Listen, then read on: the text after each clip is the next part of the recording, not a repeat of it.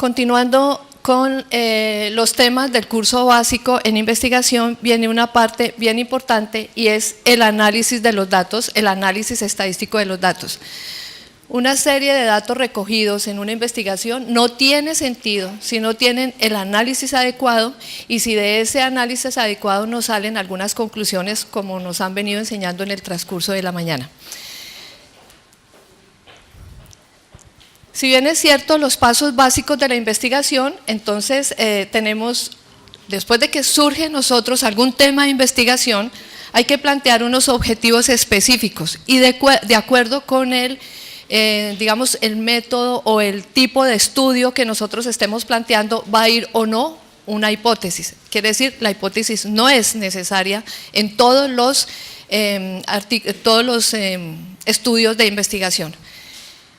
Después de que nosotros planteamos las hipótesis, tenemos que plantearnos que vienen siendo los objetivos, hay que definir la población en la cual nosotros vamos a realizar el estudio, vamos a elegir el método de recolección, lo que nos enseñaban, el tipo de estudio adecuado. Fíjense que este tipo de estudio tiene que ir perfectamente alineado y coherente con la población y con el objetivo y el tipo de estudio. Analizar los datos y finalmente escribir un informe. Ya nos están enseñando que no tiene sentido hacer investigación si nosotros no vamos a publicar los resultados y que para publicar los resultados necesitamos ciertas normas mínimas que no son tan complicadas. Al principio puede que nos suenen complejas, pero finalmente uno termina manejándolas y no son tan complicadas para poder hacer la publicación de los resultados. Para nosotros sentar a hablar de lo que es el análisis de los datos, tenemos que ir de lo más sencillo. Lo más sencillo es, bueno, ¿yo qué voy a investigar? ¿Y para qué voy a investigar? ¿Qué voy a investigar? Implica variabilidad. La variabilidad es la base de la investigación. Si nosotros de antemano pensamos que no hay variabilidad, no investiguemos, porque todo va a ser constante, todo va a ser uniforme. Cuando nosotros sospechamos que hay alguna diferencia o que hay alguna variabilidad, es cuando surge en nuestra mente la idea de investigar. Entonces tenemos que empezar por hacer pues una somera descripción de qué es una variable. Pues una variable es cualquier característica que varía en un miembro de una población a otra. Característica que varía en un miembro de una población a otra. Este sujeto de investigación no necesariamente son seres humanos. Como nosotros estamos acostumbrados en ciencias de la salud a trabajar con pacientes, asumimos siempre que los elementos de investigación, los sujetos de investigación son seres humanos, ¿no? Los sujetos de investigación pueden ser lentes de contacto, los sujetos de investigación pueden ser cualquier otro, en sentido más genérico, los bombillos de una fábrica. Ellos son los sujetos de investigación. Repito, en ciencias biológicas, en ciencias humanas, pues nuestros sujetos generalmente van a ser pues seres humanos. Y eso les da una connotación importante, como veíamos esta mañana a lo largo del curso, y es que necesita pasar por un comité de ética y hay que hacer consentimientos informados o asentimientos informados cuando son menores de edad. Esta es la clasificación más general de las variables, son cualitativa o son cuantitativa. Cualitativa es sencillamente una cualidad, cuantitativa es cuando ya esta cualidad adquiere una valoración numérica, pero esos números ya sirven desde el punto de vista matemático, por así decirlo. Pero hay muchas clasificaciones. Yo me tomé, digamos, el atrevimiento de hacer alguna clasificación que de pronto se sale un poquito de los esquemas de lo que estamos acostumbrados a ver. Lo primero es que, bueno, generalmente hacemos esta clasificación con base en la escala en la cual nosotros medimos esas variables. Y hablamos de variables cualitativas, dentro de las cuales puede estar la nominal, su nombre lo indica, nombre, típico de este ejemplo es género, hombre o mujer, o indeterminado, porque ya en Colombia ya están las tres categorías, y el ordinal es que implican un orden. Hiperemia en conjuntiva vulvar o en conjuntiva leve, moderada y severa. Implica un orden. Leve es menor que moderada, moderada es menor que severa. Y las cuantitativas, pues ya aquí hay una clasificación de intervalo y de razón, y sencillamente es para decir que estas cuantitativas acá nosotros podemos utilizar los números ya como herramientas matemáticas donde podemos hacer las operaciones matemáticas como tal, mientras que acá en las cualitativas los números son sencillamente para contar, y asimismo nosotros vamos a hacer el análisis estadístico acá sencillamente con distribución de frecuencias o porcentajes, mientras que acá ya podemos hacer pues una estadística, un análisis un poquito más complejo desde el punto de vista pues matemático. No quiere decir, porque hay una tendencia a menospreciar las variables cualitativas, es que depende del estudio que yo esté haciendo, esas variables pues pueden ser cualitativas o cuantitativas, pero no podemos menospreciarlas porque decimos es que estas son mejores, no, depende del diseño del estudio que yo esté haciendo, estas variables pues son importantes porque son las variables que yo quiero estudiar y así las categoricé. Viene también acá, de pronto no lo encontramos muy seguido, pero consideré conveniente, y es de acuerdo a las interrupciones entre los sucesivos valores que puede tomar la variable, y entonces pueden ser discretas o pueden ser continuas. Discretas es cuando no podemos subdividir digamos, la unidad de medida. El caso típico es el número de hijos. Tengo un hijo, tengo 2 hijos, tengo 0 hijos, pero no tengo 1 hijo y medio, o sea, no puedo hacer esa subdivisión. Esa es una variable discreta. Las continuas ya son un poco más fáciles de entender y son las que yo sí puedo hacer divisiones y subdivisiones en los intervalos de medida. Casi todas las variables que nosotros manejamos en un examen optométrico pues corresponden acá en variables continuas. Fíjense que yo aquí hago que de estas cuantitativas yo puedo tener esta segunda clasificación. Finalmente también hay que hacer alusión porque también hemos hablado de variables independientes, dependientes, variables de confusión. Si hablamos del término variables es digamos un capítulo que si bien uno lo ve sencillo es bastante extenso y en el cual tampoco hay un consenso generalizado.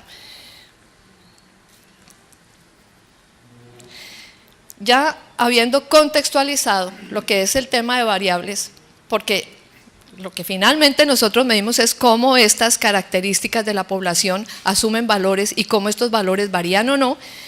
Entonces entramos a un tema ya más genérico de la estadística en el cual hay 2 grandes divisiones de la estadística. Uno es estadística descriptiva y sencillamente como su nombre lo dice, describe, no vamos más allá, nuestro campo, nuestro alcance no va más allá de describir. Recolecciono, clasifico, presento, o sea, describo cómo se comporta una variable, la variable o las variables que yo estoy investigando. Y ya viene una estadística que es más, digamos, más elaborada y es la estadística inferencial. Quiere decir que cuando yo obtengo una serie de medidas de estas variables que estoy analizando en un grupo muestral que extraje de una población, cuando ya de acuerdo a una buena selección, o sea, mi muestra que sea representativa, los hallazgos, las conclusiones que yo encuentre en esta población, yo puedo inferir, puedo generalizar, puedo extrapolar a la población. Es muy sencillo entender el concepto. Ni por recursos técnicos, o sea, no hay una viabilidad financiera, ni una viabilidad técnica en intervenir a toda una población. Poner un ejemplo pues, que conozco, no sé la población de Panamá. Bogotá tiene aproximadamente 10 millones, mal contados, de habitantes. Así sea un estudio sencillo de tipo de prevalencia o de analizar cualquier tipo de variable, no resulta desde el punto de vista ni financiero ni técnico, pues yo no voy a poder controlar, intervenir a los 10 millones de bogotanos. Para eso existe el muestreo. Y el muestreo, la muestra tiene que ser lo que se llama representativa, y representativa tiene algunas características básicas. La primera es que cada uno de esos 10 millones de habitantes tenga la misma probabilidad de pertenecer en la muestra. Lo segundo es que sea aleatoria, o sea que de alguna manera, como yo tengo la misma probabilidad de pertenecer, salió el uno, salió el otro y los otros pues quedan excluidos pero de una manera aleatoria. Otra característica es que tiene que ser suficiente número, y el número, pues ahí viene también otro aspecto interesante del muestreo, y es que no necesariamente yo necesite un número muy grande porque depende de muchas cosas, depende, por ejemplo, de la heterogeneidad de la población. Si es una muestra muy similar, una población muy similar en sus características, yo no necesito un número muy grande. Si es muy diferente, yo necesito un número pues bastante grande. Se necesita también el nivel de confianza o el nivel de significancia estadística que yo esté utilizando. Se necesita también el margen de error que yo me doy como investigador, y todo eso hace el poder del estudio. Hay tantas cosas y todo hace que apliquemos una fórmula estadística y me dice, bueno, su población su muestra es de 120 o su muestra será de 50, dependiendo pues de las condiciones que yo pongo para mi estudio. Entonces tenemos que tener una muestra significativa, una muestra que realmente sea, digamos, que represente a mi población para poder hacer esta parte que es la inferencia estadística. Tenemos entonces que hay estadística descriptiva, describe, sintetiza, y vamos a manejar índices estadísticos, métodos gráficos, y viene una estadística que es un poquito más compleja. No quiere decir que esta no sea igualmente importante, hablamos más bien de nivel de complejidad. Entonces, esta estadística inferencial, pues mediante contraste de hipótesis o intervalos de confianza, yo voy a poder generalizar o extrapolar los resultados que encontré en mi población. Cuando hablamos de estadística descriptiva, hablamos de los estadísticos, o sea, de los números que nos salen ahí, hablamos de estadísticos o estadígrafos, mientras que cuando hablamos de estas mismas medidas, pero en la población, pues se van a llamar parámetros. Y también hay una diferencia que a veces nosotros pues somos un poquito más laxos, no veo yo tampoco que sea mal, y es que normalmente en la población se manejan digamos letras en su simbología, letras griegas, mientras que acá se manejan letras latinas. Sin embargo, nosotros podemos, en vez de escribir la desviación estándar, uno escribe DE, desviación estándar. Lo importante es que nosotros, como no somos, digamos, matemáticos o estadísticos puros, de pronto acá sí hay estadísticos puros, pues ellos van a ver como un pecado que yo no utilice sigma cuando voy a utilizarlo. A mí, como profesional, como optómetra, que me gusta la investigación, me interesa entender el concepto. ¿Qué quiere decir el uno y qué quiere decir el otro? El procedimiento para la estadística descriptiva es bien sencillo. Si nosotros seguimos una serie de pasos, vemos que acá recolectamos los datos, hacemos las pruebas clínicas, hacemos las encuestas, y de acá hacemos, pues yo qué hago con esto, organizarlos, ordenarlos. Entonces yo hago una base de datos, generalmente hago matrices o hago lo más común, no sé ustedes qué opinen, es Excel. Una base de datos en Excel, hay otros que prefieren Access, hay otros, esas dos, digamos, como bases de datos yo después puedo hacer, exportarlos a un SPSS o algún paquete estadístico. Lo importante es que nosotros acá tengamos una serie de datos ordenados. Después de que yo ordeno los datos, los agrupo, generalmente por frecuencias, o sea, qué tanto se repiten los datos en una determinada, digamos, un valor que tome la característica. Más sencillo es la frecuencia, pero después también yo puedo hacer una serie de datos agrupados por intervalos y hablo de tabla de frecuencia por intervalos, y después hago los datos visualizados, los tengo que presentar, y para los que no somos muy expertos en estadística me funcionan mejor o unas tablas o unos gráficos, y de acuerdo con eso yo lo que hago es sintetizarlos y ya hablo de medidas estadísticas. O sea que esta primera parte vamos a hablar de estadística descriptiva, que es la más sencilla, la que debemos manejar, y ya manejando esto podemos hacer un paso más, que es la estadística inferencial. La distribución de frecuencias, pues vamos a hablar de frecuencia absoluta, vamos a hablar de frecuencia relativa, de frecuencia absoluta acumulada, de frecuencia relativa acumulada. Esta frecuencia absoluta es sencillamente cuántas veces se repite ese valor en la muestra que yo estoy analizando. La frecuencia relativa es una proporción. Generalmente estamos acostumbrados a los porcentajes, pero también vemos que se pueden presentar pues como proporción como tal, en décimas, en decimales o algo así. La frecuencia absoluta acumulada es la adición de las frecuencias hasta alcanzar la totalidad de los datos. y la frecuencia relativa acumulada es la adición de las frecuencias relativas hasta alcanzar la totalidad de los datos. A veces es un poquito complejo que nosotros, los que no somos matemáticos, uno entiende el concepto, pero cómo poder transmitirlo, porque les voy a presentar también, por ejemplo, para la simple cálculo de un promedio, de una media, pues un matemático pues me va a decir, no, esta señora de qué está hablando. Yo sencillamente les digo, cuente los datos y los divide por el número de datos. Eso es para mí, eso. Para un matemático tiene que ser sumatoria de la X a la N sobre… Claro, uno ve esas fórmulas matemáticas y le agarra pereza a la parte, y no, realmente no es complejo. Lo importante es que nosotros sepamos analizar y sepamos de dónde salen los datos. Cuando nos veamos un poquito complicados, pues están nuestros amigos los estadísticos, que son unos expertos profesionales, y lo que yo les recomiendo es aterríceme esto, dígame qué es para yo poder entenderlo. No sé si a ustedes les pase, en optometría hay una simbiosis muy interesante, y es que nosotros no somos bioquímicos y tenemos que entender bioquímica. No somos matemáticos y tenemos que entender la matemática. O sea, hay una serie de ciencias de apoyo, por así decirlo, que yo las tengo que entender. Lo importante es que con fundamento, pues yo pueda entenderlos y nosotros podamos transmitirlo a nuestros estudiantes, y así es como vamos entendiendo mucho más las realidades de las cosas. El arreglo ordenado de los datos, entonces tenemos, cuando hablamos ya de frecuencias, clase es el intervalo de valores que asume la variable. Ahora, hay otra cosa también que pasa cuando habla uno de análisis de datos y estadística. Una persona que maneje esto pues le parece muy básico, pero si yo les hablo así, límite de clase son los valores superior e inferior, marca de clase es el valor promedio, intervalo de clase, la distancia, entonces uno dice, bueno, ¿y eso qué es? ¿Cómo se hace? Pero si uno pone un ejemplo, pues ya la cuestión aterriza mucho más. Entonces, el ejemplo más sencillo es hablar, por ejemplo, de edades. Intervalos de clase, aquí tenemos unas edades que van de 10 hasta 69 y yo voy haciendo mis intervalos acá, que van aquí va 9 años.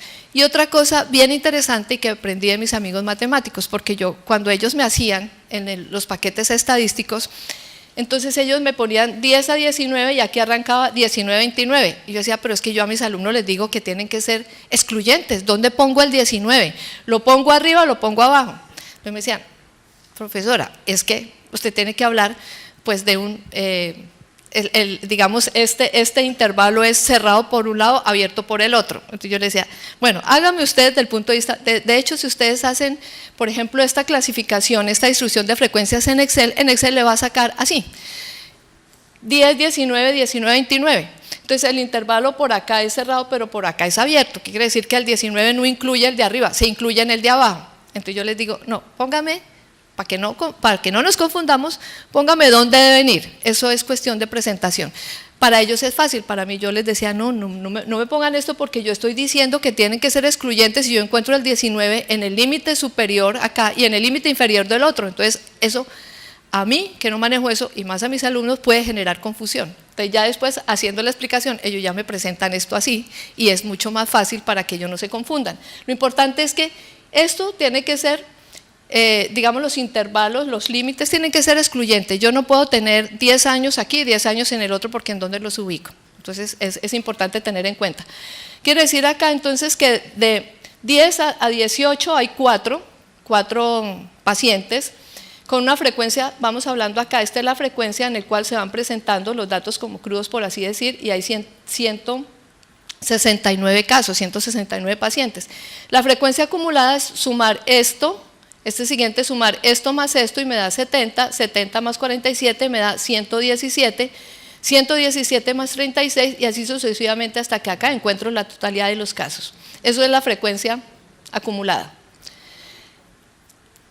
La frecuencia relativa, fíjense aquí nos la presentan, no en el 100, no aquí el 100%, sino la unidad, que también lo manejan mucho desde el punto de vista matemático. A nosotros de pronto nos gusta más manejar porcentajes, es sencillamente multiplicar por 100. Y al final aquí no va a estar el 1, sino el 100, el 100%. Y la frecuencia relativa acumulada pues es igual que esta, van sumando este más este más este y al final le tiene que dar acá el total, digamos, del 100% o de la unidad como esté. Hay ciertas normas para hacer esta distribución de frecuencias, entre ellos es que pues yo no puedo hacer un número muy grande de intervalos de clase. Los textos dicen haga de 6 a 15, a mí 15 me parece una exageración, no sé, pero pues estaría bien 6, 8. Los límites de clase deben idealmente tener el mismo tamaño, sin embargo, mire que nosotros nos tomamos ciertas licencias. Cuando nosotros analizamos, por ejemplo, los RIPs, los registros de prestación de servicios individuales en salud en Colombia, quiere decir, ellos nos hacen hacer reporte de la población atendida. Fíjense, población atendida, no es la realidad lo que hay, es población atendida, los que asisten a la consulta. Y cuando nosotros solicitamos al ministerio, entonces hay un salto grande. Entonces está del nacimiento a los 5 años, de los 5, creo que se saltan a los 10 y luego se saltan hasta los 20 y tantos. Entonces uno dice, ¿por qué eso? Ellos dicen, de pronto no hay mucha variabilidad en esta época, o no, en esta época, intervalo de vida, o no nos interesa sino conocer, digamos, muy discriminadamente la primera infancia, luego ya pasa como la adolescencia y luego ya pasa la adultez, algo así. Nosotros nos tomamos esas licencias y como investigadores podemos hacerlo. Lo importante es que tengamos una justificación de por qué vamos a hacer esta clasificación como tal. Hay unos cálculos, aquí dice, los intervalos de clase deben ser mutuamente excluyentes, y era lo que yo les comentaba al principio. Yo no entendía por qué cuando el estadístico me decía, ¿por qué me repite este límite? Entonces para ellos es claro, porque ellos tienen otro objetivo cuando uno les da a hacer, digamos, la clasificación o el análisis de los datos. Ellos lo ven desde el punto de vista matemático.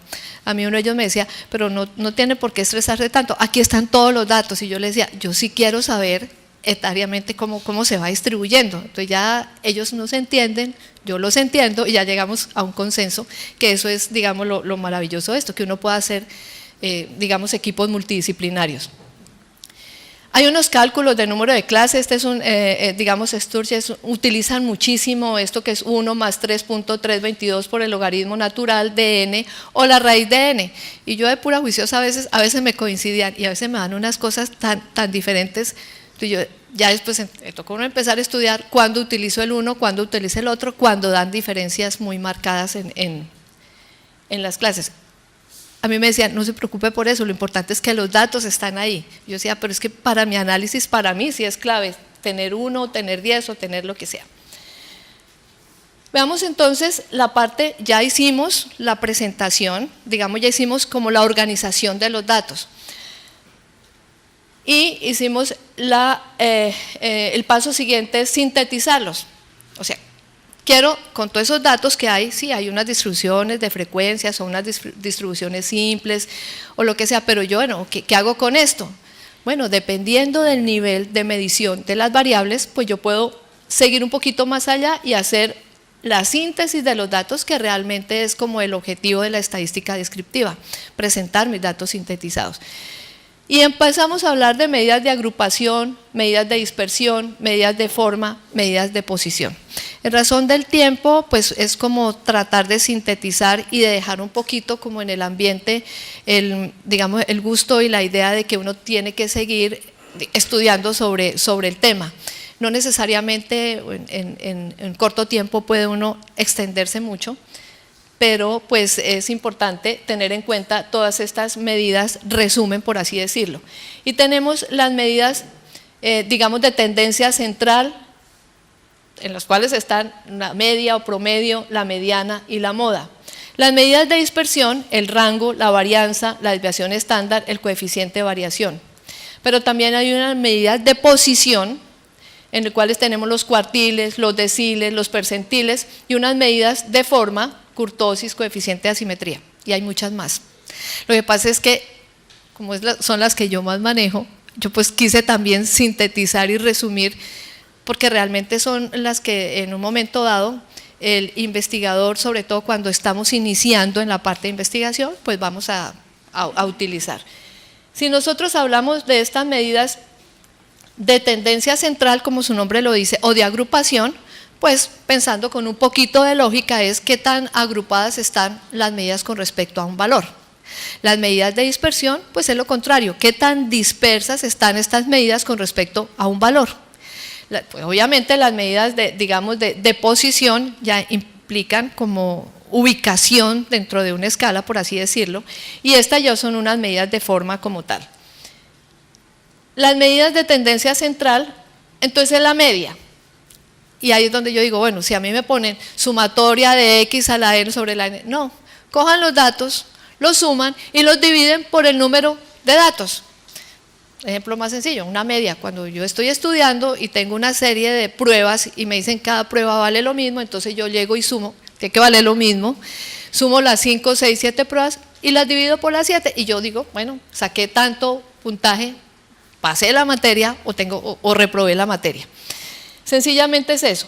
La mediana no es otra cosa que organizar los datos, porque tiene que haber un orden, organizar los datos de menor a mayor, en mi lógica, o de mayor a menor también puede ser, y ubicar el punto central.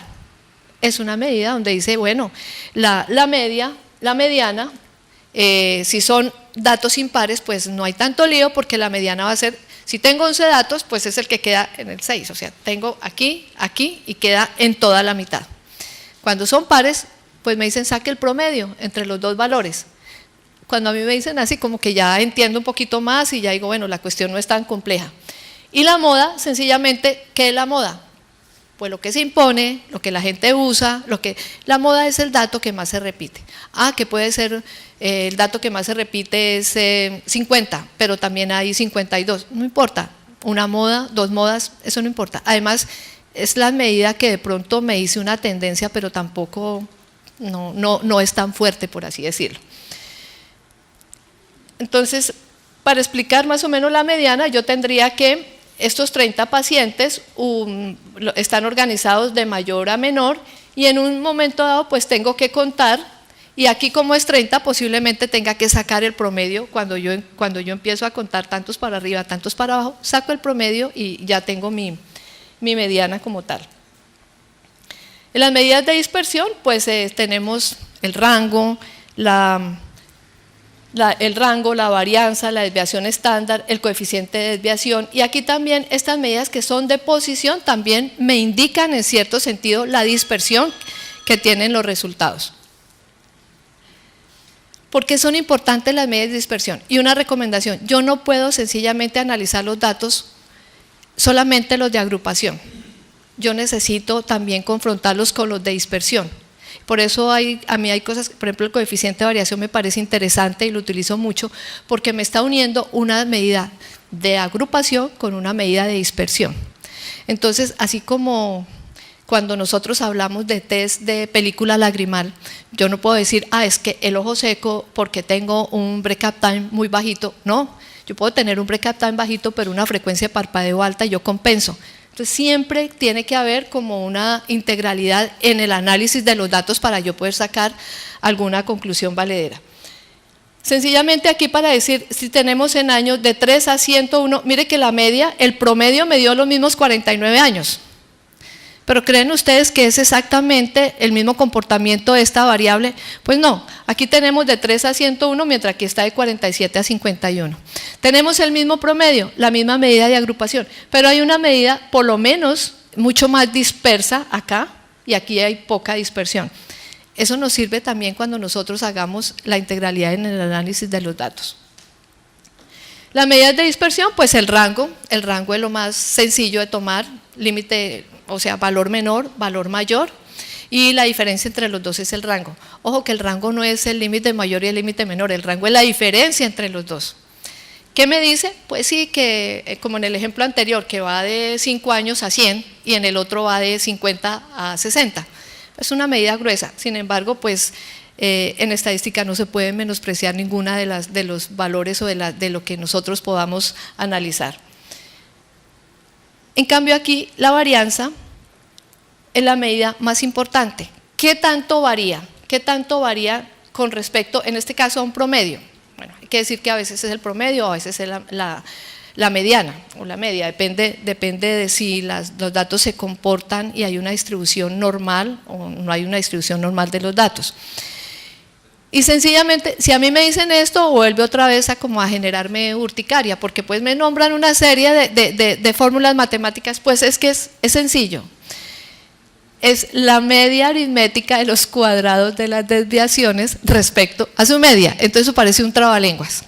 Pero si yo paso acá, bueno, creo que viene en la siguiente, ya viene el ejemplo como tal. La varianza, aquí es como la descripción de esta fórmula matemática, pero lo interesante es que si yo estoy acá, yo digo, tengo 13 sujetos. Ahora, otra particularidad que también vale la pena desde el punto de vista matemático, es que lo que yo pueda calcular en 10 sujetos es lo mismo en 100, es lo mismo en 1000 y más con los paquetes estadísticos. Lo importante es que nosotros entendamos qué es lo que estamos haciendo. Acá entonces tenemos 13 sujetos y tenemos un promedio, una media de 2,95 y aquí están los valores que me está asumiendo pues esta variable.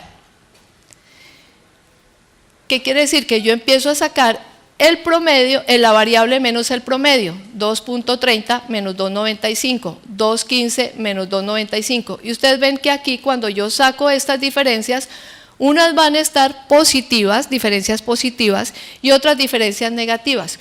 Y en aras del ejercicio, pues hice que coincidieran para que les diera 0. ¿Qué quiere decir? Que yo de aquí quedo muerta, ya no, de ahí no puedo hacer más nada. Entonces, lo que tenemos que hacer es que estas diferencias, desde el punto de vista matemático, pues para evitar el negativo, ¿qué hago? Lo elevo al cuadrado. Negativo por negativo, pues me da positivo y elimino ya he subsanado esa primera parte. Entonces, aquí lo que se hace es que esto se eleva al cuadrado, se va elevando y yo ya quito esto y ya puedo hacer la suma de esto y puedo hacer mi promedio y mi promedio es que me da 0.36 la media y 0.39 mi desviación estándar. Hasta ahí vamos. Pero ¿qué pasó? Esa es mi varianza. Lo que nosotros oímos más en los artículos y eso no es la varianza, no es cómo varía, ya se ha popularizado, es la desviación estándar. La desviación estándar, pues para poder entenderla de manera coloquial, como hemos venido hablando, es que si yo las diferencias las elevé al cuadrado, pues mi unidad de medida se subió al cuadrado. Si yo estoy hablando de años, pues son años al cuadrado, esa no es la medida no es la unidad de medida que yo tengo. Matemáticamente, ¿cómo puedo volver eso? Sacándole la raíz cuadrada. Entonces, raíz cuadrada de años al cuadrado, la unidad de medida vuelve a quedar en años. Esto es la desviación estándar. Entonces, esta desviación estándar lo que hago es que elevo al cuadrado, pues la varianza. Y todos están contentos. Entonces ya sabemos qué es la desviación estándar y qué es la varianza. Es importante entender eso porque, pues, y ya después uno mira que no es tan complejo desde el punto de vista matemático. Entonces volvemos al ejemplo anterior y vemos aquí mismo esto al cuadrado, pero luego hacemos, digamos, hacer el cuadrado de elevar a la raíz cuadrada de la varianza me da la desviación estándar. Y eso es lo que nosotros conocemos como cuando nos presentan edad, 35 años más menos 1.5. Bueno, también ahí a veces yo tengo algunas discusiones, porque si yo normalmente mi unidad de medida es entero los años, pues yo no sé qué tan conveniente o qué tan puro desde el punto de vista matemático sea que mi promedio sean 1.3 años. No sé si se puede aproximar eso. Si hay algún estadístico acá, algún matemático, entonces que por favor. Pero igual eso es lo que se usa.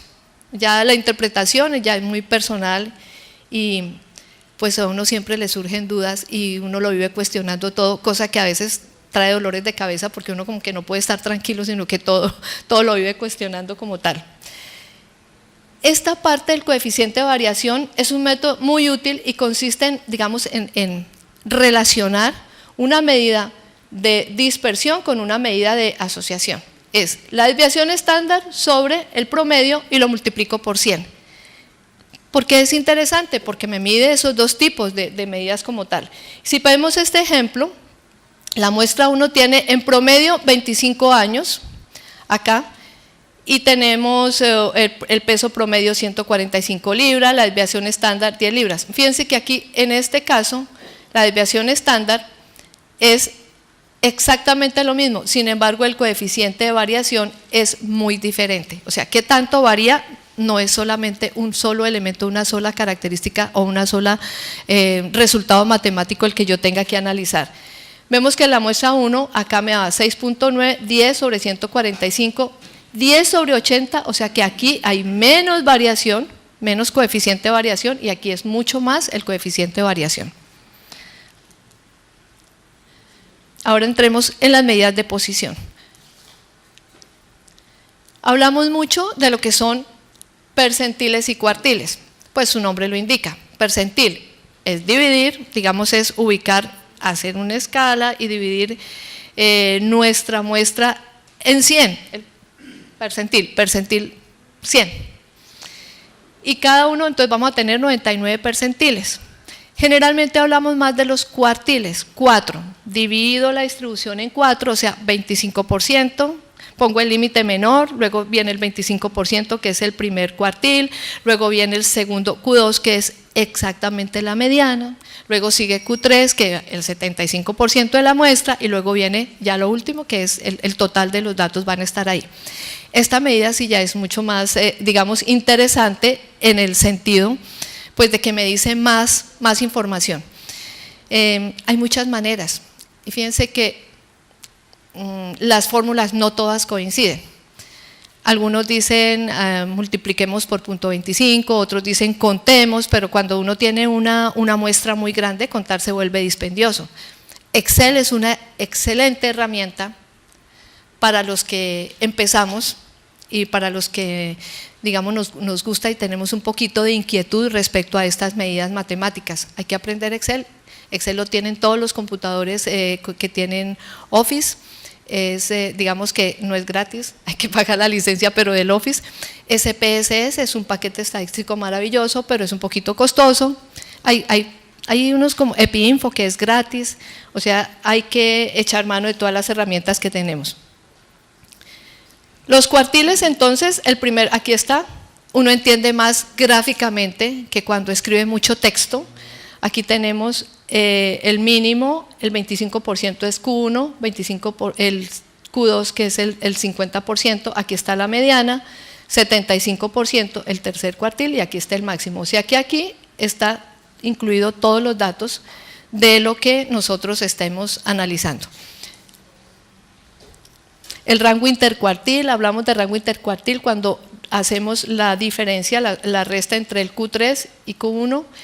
Y un rango intercuartil grande indica que pues hay más variabilidad en el 50% de los datos que nosotros analicemos. Volvemos entonces también a nuestras fórmulas matemáticas de cómo hacer nosotros el cálculo de los cuartiles.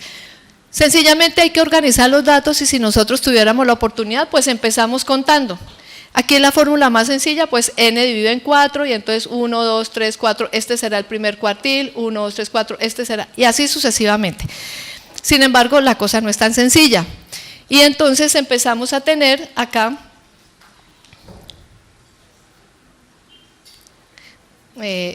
si tú, es que no sé si yo paso aquí me pasa, me puede por favor colocar acá. Esa es otra manera de calcularlo, desde el punto de vista matemático, muy sencillo, pero no es solamente contando.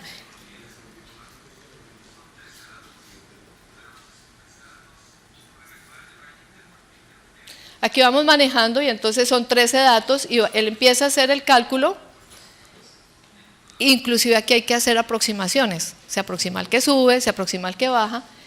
Y fíjense que aquí, y lo traje a propósito porque aquí no es exactamente que uno dice, no, es que tiene que ser exactamente Q1 igual a Q2. Fíjense que aquí en esto tan sencillo y ya este matemático no lo expresa de otra manera. Aquí va Q1. Aquí lo multiplica por 0.25 porque es el 25% de los datos. Y él va haciendo el conteo y aquí queda el 1, 1, 2, 3, 4, aquí queda el 2, que es la mediana, y luego lo multiplica pues por 0.75 porque es el 75% de los datos. O sea que esta es una manera muy sencilla, pues como para que nosotros entendamos sencillamente el significado. Como les digo, el mismo programa estadístico saca todas estas medidas. Lo que a nosotros nos compete es de dónde salen los datos y para qué quiero utilizarlos.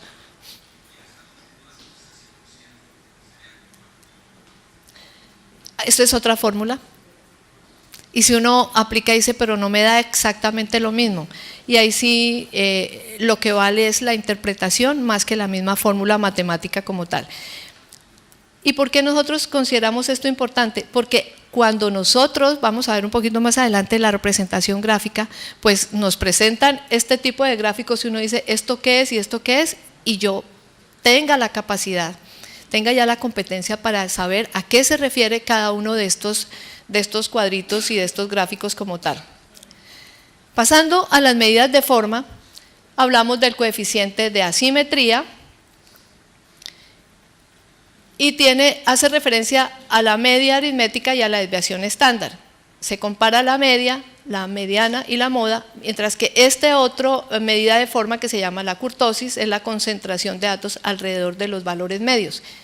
De acuerdo al coeficiente de asimetría podemos decir que esta, digamos, distribución es sesgada o no es sesgada, y de acuerdo a la kurtosis podemos decir qué tan puntiaguda, ya vamos a hablar, digamos, de esta parte de qué tan puntiaguda se encuentre la distribución, la campana, por así decirlo.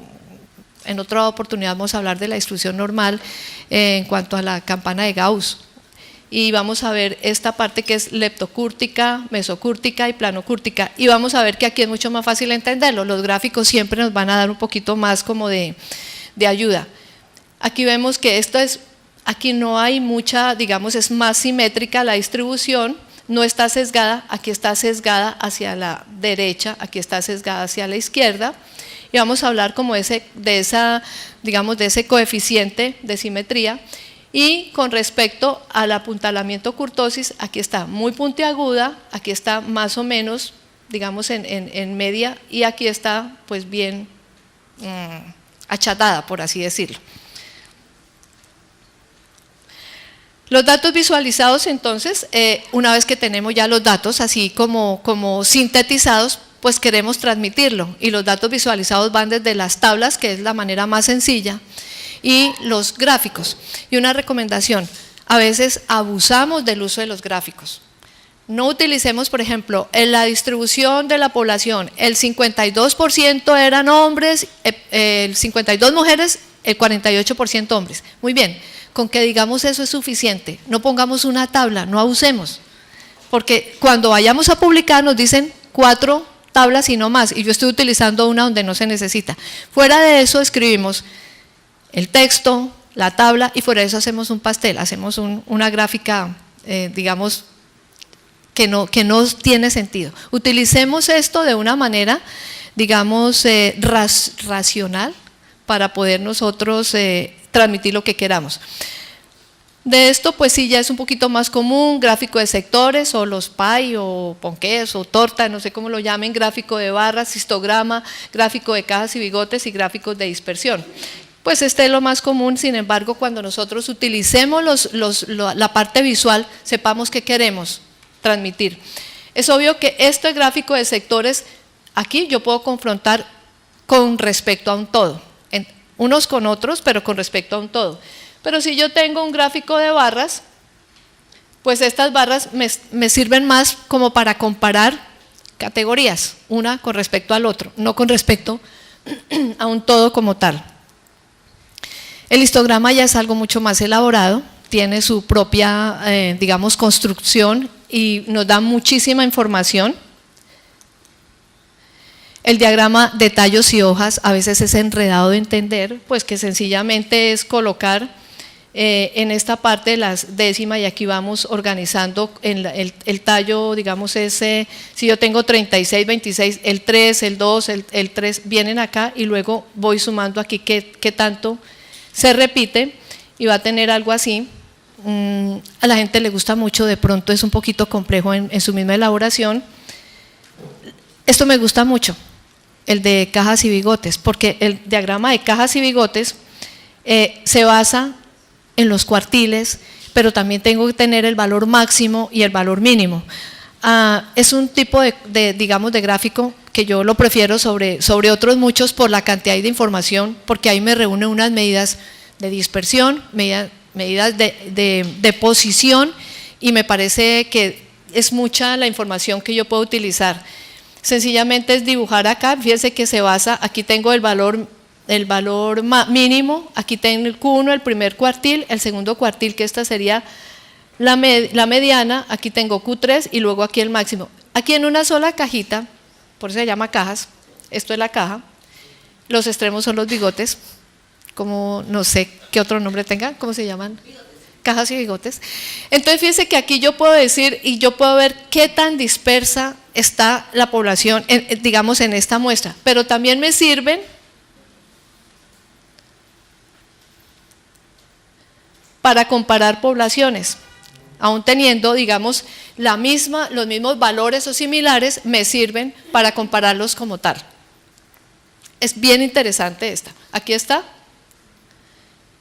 Superior, inferior, fíjense que es muy parecido, sin embargo aquí la mediana de acá está más corrida hacia abajo, esta está más corrida hacia arriba, y yo así puedo hacer, ni siquiera 2, puedo hacer 3, 4 comparaciones, y es bastante útil y es fácil de entenderlo. Finalmente tenemos la gráfica de dispersión, es una gráfica donde es exclusiva de variables numéricas, donde me permiten analizar qué tanto varía una variable con respecto a otra. Tiene que ser numérico, y aquí vemos, pues me dice qué tan disperso está, me marca una tendencia que puede ser positiva o negativa. Aquí es positiva, quiere decir que a mayor X, mayor Y, la variación es directa. Y sencillamente decir que de acuerdo a las medidas y al nivel de medición de las variables, yo puedo tener algunas características especiales, como son estos estadísticos y estos gráficos, que puedo hacer de acuerdo al valor en el cual yo esté midiendo la variable. Eso es importante porque a veces nos enredamos en cosas que no tienen sentido. Estas son algunas de las referencias, hay muchas, afortunadamente hay mucha referencia bibliográfica como tal, y es dejarlos un poquito iniciados en esta parte del análisis de los datos como tal. Recomendarles que nosotros como productores de estadística tenemos una responsabilidad enorme, tenemos que ser muy éticos, como consumidores de estadística tenemos que ser muy inteligentes. O sea, esas dos recomendaciones. Y finalmente, que la ciencia sin transformación se queda en información, y nosotros tenemos que trascender un poquito más allá. La invitación es que no solamente la investigación se quede en un buen diseño de investigación, en una buena recolección de los datos, sino en un muy buen análisis de los datos, en ser muy éticos, muy íntegros en la presentación de los datos. Ahí es un poquito complicado cuando las cosas no dan como nosotros quisiéramos. Como investigadores tenemos una enorme responsabilidad. Muchas gracias.